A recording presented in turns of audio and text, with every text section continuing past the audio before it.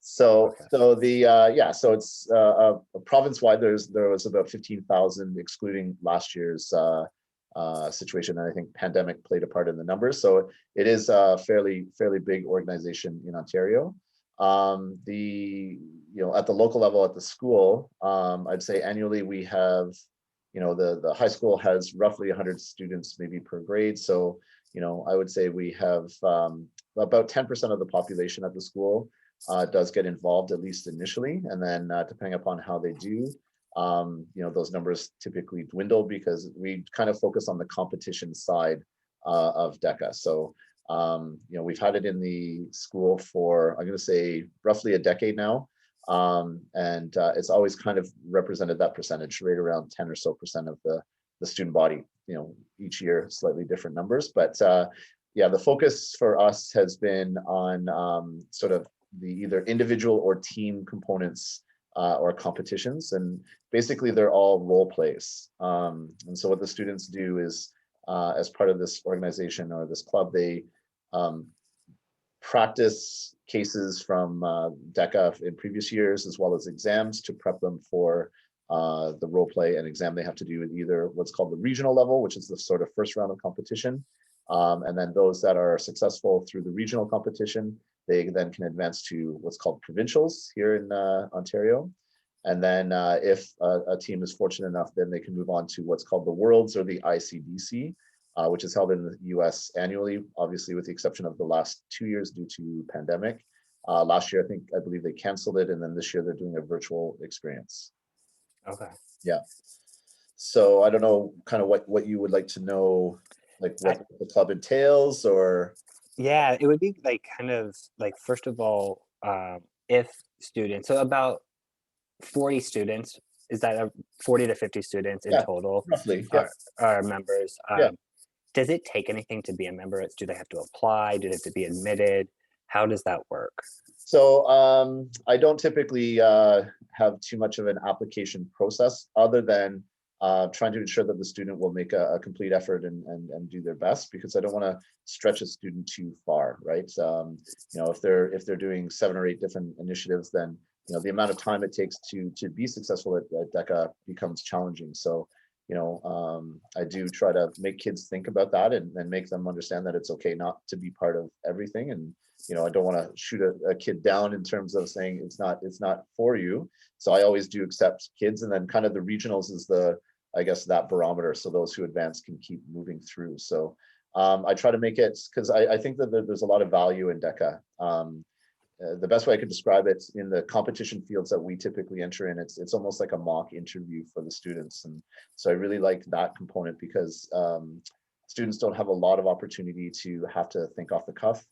And DECA provides one of those kind of opportunities. I really like it because, again, it complements what we're doing in the classroom. It's something that forces them to sound professional, use the language that they're learning, whether through the program or through courses. And it is very creative, so it's good for critical thinking. And like I said, if I use I kind of focus more on the presentation aspect or the role play. Obviously the exam, we do focus on that and we study for it, but I think the real takeaway from this is the role play. Depending on which event you're in, if you're in an individual event, you could be in different categories. I don't know if Taya mentioned different categories to you or not, but there's 4 main clusters, although it's kind of grown a little bit from there. So they can do a marketing-based case, or they could do a hospitality tourism one, a finance one, or business administration category. And then the case obviously is geared towards that sort of lane or area of business. It's kind of a stressful environment, especially if you don't prep too much for it. But even if you do, there's nerves that are going to play a part. So individually, they have 10 minutes to prepare for a case, and then they do a 10-minute pitch in front of a judge. This year, due to the pandemic, they actually did it through audio. So they submitted audio, so they never had interaction, but typically it is an interactive event. And then the team one is a very similar setup, but instead of having only 10 minutes to prepare with a case, they have 30 minutes to prepare. There are 2 people on a team, and then they have 15 minutes to do the role play in front of a judge. But again, pandemic wise, it was an audio file shared to the judge. Okay, so they can choose whether they want to do it individually or on a team, correct? Yes, so there's a slight challenge to that. So there's certain categories that are more popular than others. So the most popular category, I believe, is sports and entertainment, the team decision making one or the individual one. So a lot of students from all schools, including ours, kind of gravitate towards a category like that. So what the DECA Ontario has done to try to flatten that out and allow for competition in many different fields, they call them flights. So there's, don't quote me on the number, but there's, I'm going to say about 15 or so individual events and about 7 or 8 team-based events. So for us to be able to allow more students, we sometimes have to ask students to be a team or to go individually, simply because if we can't get enough of the events filled, we can't open up the next flight to allow a second team to enter into, or individual into the category that's already been filled. So every year I kind of have to navigate that and sort of ask for favors, if you will, sort of meaning like a student who gets separated as a team and they're in grade 10, I'll say, okay, well, in grade 11, if you're still interested in participating, I'll put you as a priority to be a team next year. The other thing that I do say to students, and it's just purely based on the metrics of it, each year I seem to have a group that doesn't necessarily work well together. So they're very gung-ho about it right off the start. And they're like, sir, don't worry, we got this. And then one person, for whatever reason, and it could be, an unfortunate situation, but sometimes one participant kind of, if you will, bails, right? And it could be because of commitments to school or outside of school, or it could just be they've lost interest in this because they thought it was something different than it is, whatever the reason may be. So then that one person gets left hung out to dry. And it's literally happened almost every single year. So I do a little bit of vetting on that. Sometimes it's very easy if I've dealt with the students, so I know their rapport and I know that they, will support each other. But that's one of the challenges that sometimes happens with, distinguishing between going individually or team. So I always address that to the students when it comes time for category selection. Got it. Yeah. And then as far as, so, I mean, students can join at any grade. So even if they're not necessarily interested in ninth grade, they can join in 10th grade or in 11th grade Yeah. if they want. Okay, Yeah, so it's not like a 4-year program that. No, they're encouraged to join in grade 9 for obvious reasons. The more that they get involved earlier on, the better they can become at the program by the time they enter in grade 12. I would say to a certain extent, I kind of battle a demon, which is a lot of students, I think, perceive it to be a grade 11 and 12 program. I think there's a bit of intimidation simply because business curriculum isn't really offered to students in any specific way prior to grade 9. There is a grade 8 keyboarding class that is a grade 9 credit here in Ontario, but they take it in grade 8 if they're students who are at school at BC in grade 8.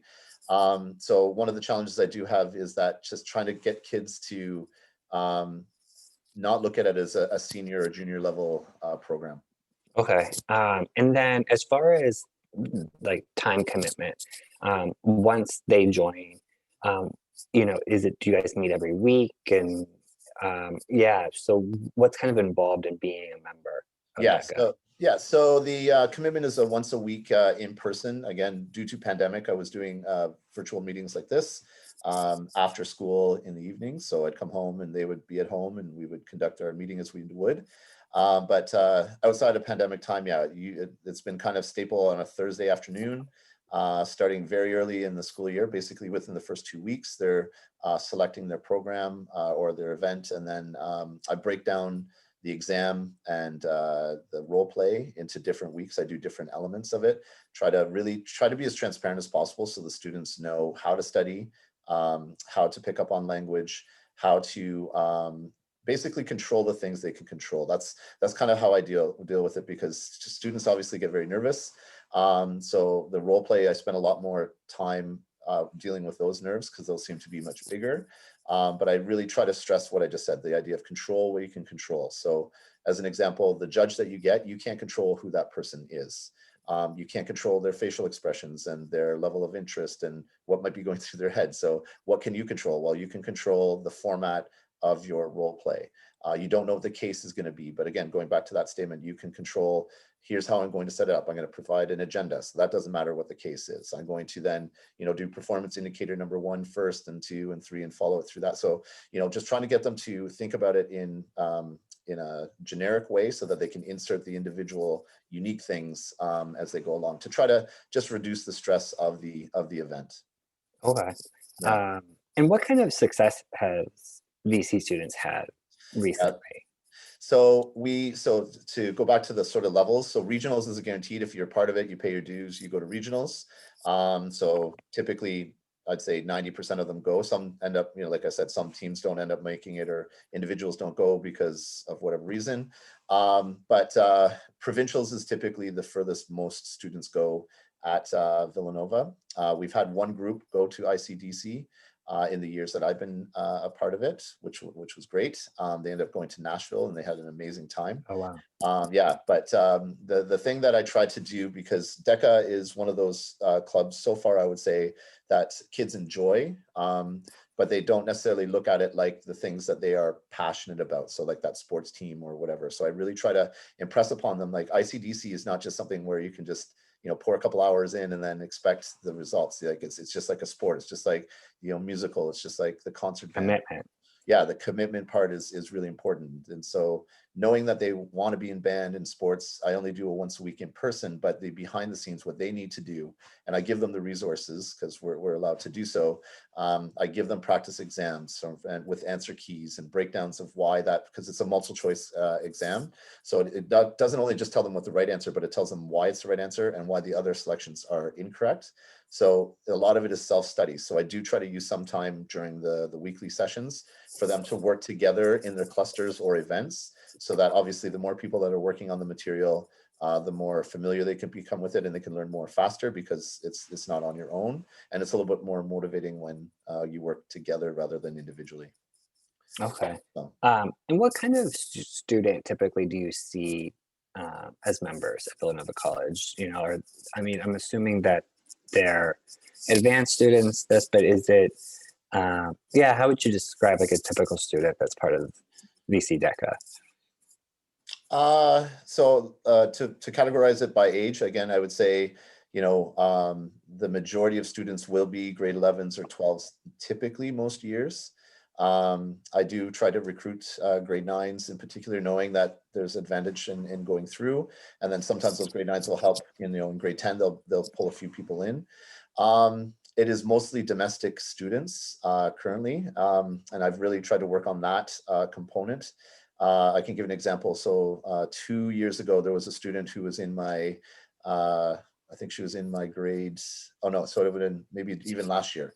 She felt too intimidated to do a program like this because of her language at that point. She felt like she didn't have enough language skills to be able to be successful. So I was trying to impress upon her that actually this is the exact thing you should be doing, because DECA is a low stakes situation. This is not for a grade. I try to really downplay the stress of it. So the only person who will hear her speak is the judge. I'm not there. I won't see anything. So if you screw up, the mark that's there, to me, again, that's like you could have had a judge that's giving out hard marks. So I don't know where you rank. So it's don't let those things hold you back. The language acquisition, the experience and opportunity are greater, but I think that it is difficult to try to impress upon a student who's learning so many things and living in such a different environment to make that leap. So I haven't been that successful. I've had a few students who are international, but I would love to see more, because I really think that these are the pieces that would really help them gain confidence. I think it would help from an integration perspective as well, just because they're not just buying into the 8:30 to 2:30 components. They're making a full effort into the broader community. So I think that's an important component. Yeah, I think I completely agree. And I think that's something as a way to kind of talk more about DECA, is that it enhances, presentation and communication skills, Yeah. and, language development. So I think this is something that is very unique for any high school, and I know that, there are a lot of obviously member or local chapters of different high schools, but I think it's something that's still not widely known, at least in the United States. So I really, and I think two, just from, my experience working with secondary schools and high schools, is that there seems to be more and more of an interest just in business Yep. education, Yep. and I know that Villanova College provides a lot of college preparatory courses in business, in accounting and business leadership and so forth. Um, are students encouraged to take these courses? I know it may not be required as part of being a member of DECA, but is it something that you, as the director, to persuade them and encourage them to take advantage of these courses? Yeah, for sure. Because I teach those courses too, right? So Right. every single year I'm in a way preaching to the choir, but I also often will, because all the courses I teach are elective, so the students choose to be there. So usually, around January, Feb, I speak to the grade 8s through the grade 11s for their upcoming next school year, and impress upon them the importance of the courses that are offered business wise, but also about DECA. I usually make a plug in there, just again, trying to reinforce the things that we've been talking about through this meeting. Okay. Yeah, Wow. there's another program I'll mention as well while we're talking about things that we've been trying to get going. I don't know if you know much about Model United Nations. Yeah, of course. Yeah, so that's another thing that I've been a part of. There was my wife who also works there. She was part of it as well. So we were able to see it. We taught internationally for a few years Where? in Panama. Oh, okay, And great. we were able to see what that looks like in like a very good school that was very passionate about it. And I have to say, if I were to rank co-curricular programs, I think I'd put MUN number one of the ones that I've been exposed to anyways. MUN would probably be the best one, especially for international students in particular, just because it really hits on a nerve that they're experiencing in many ways. Yeah, they can be leaders of it, I mean, Basically, yeah, because I find at least my experience in Panama dealing with international students, their global sense is quite. I found there was a difference in those students than what I've historically seen more domestically. So, and their interest towards international topics. But I'd put DECA kind of up there as well. They both provide really rewarding real world application, right? Like from a job interview to research, critical thinking, just so many of the skills that we're trying to develop through, the curriculum of courses, I think is being implemented in these two particular programs. And how did you personally get involved in this? In DECA? Yeah. So it was started up by another person who's no longer at the school, but we were both teaching business courses. I don't know how she had heard about it. It was, I think, in about its 30th Caesar annual offering in Ontario when we started doing it at the school.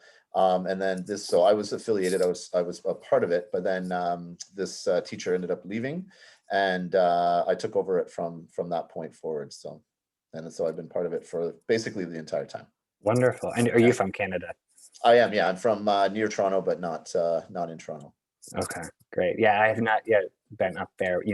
I mean, in normal times, me having this role with a high school like Villanova College, I would have already been up there and probably met you in person and sat down with you. And, but this is kind of part of my job to meet with program directors and teachers and students and kind of like get a real sense of what the school offers and what's available. What makes us VC, right?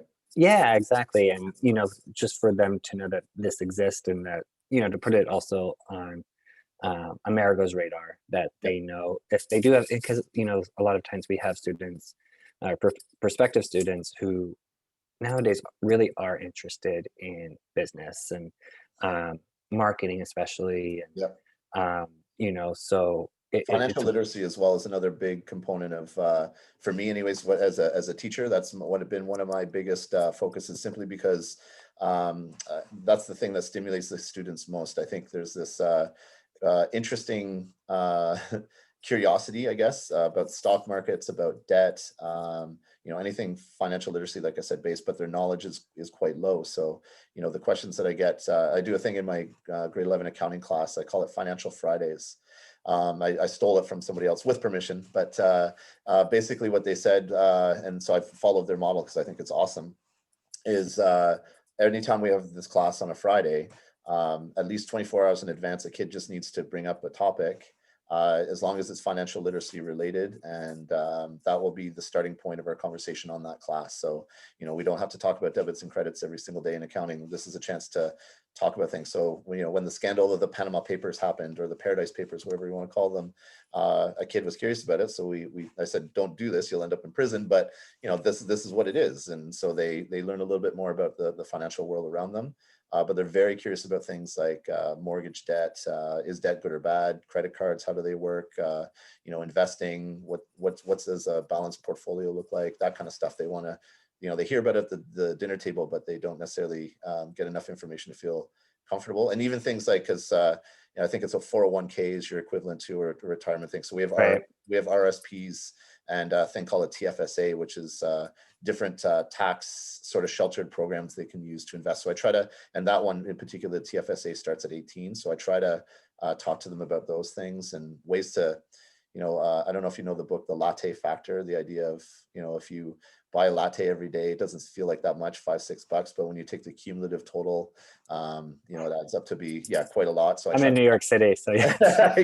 Yeah, you know, exactly. So I try to do those kind of tips and strategies to, you know, just to try to show them, you know, how they can make their money work for them instead of, you know, just keep spending it, because we seem to be a bit of a consumer generation here. So. Yeah, that's for sure. I mean, I think, you know, a lot of the stuff that, you know, you're talking about, I really wasn't privy to until like, you know, mid-20s. And, Right. you know, so I think, you know, having, just exposure and having an understanding of that at, you know, at the high school level is so great, you Yeah. know, Yeah. and for them to not just hear it, but like you said, understand it and kind of Yeah. really, and I read too about the, you know, part of the financial literacy part was the stock market stimulation. Is that part, you know, so that's where they really know about how that works and what to invest and so Yeah. forth. And I think that's wonderful. Well, I you know, I hope to come up there, like I said, sooner as opposed to later. Yeah. Who knows, you know. I um, I'm double vaccinated, so I'm waiting for the right time to Congrats. come. And, you know, it's just everything is, when you think it's fine, then it's not, and then vice versa. So, Yeah. Jeff, I really, really appreciate you My taking the pleasure. time. I hope it This was was helpful. I hope beyond, it was okay. very, this was extremely helpful. It definitely broke it down kind of from like a big macro view to, you know, a more micro one with Good. the local chapter at BC. Great. So I definitely have a better, clear idea of Okay. what this entails. So Jeff, thank you so much. 100% my pleasure. So And anytime if you have any questions, don't hesitate. I'm happy to assist if I can. yeah, absolutely. And I'll probably hold you to that. Absolutely fine. Happy Okay. Okay.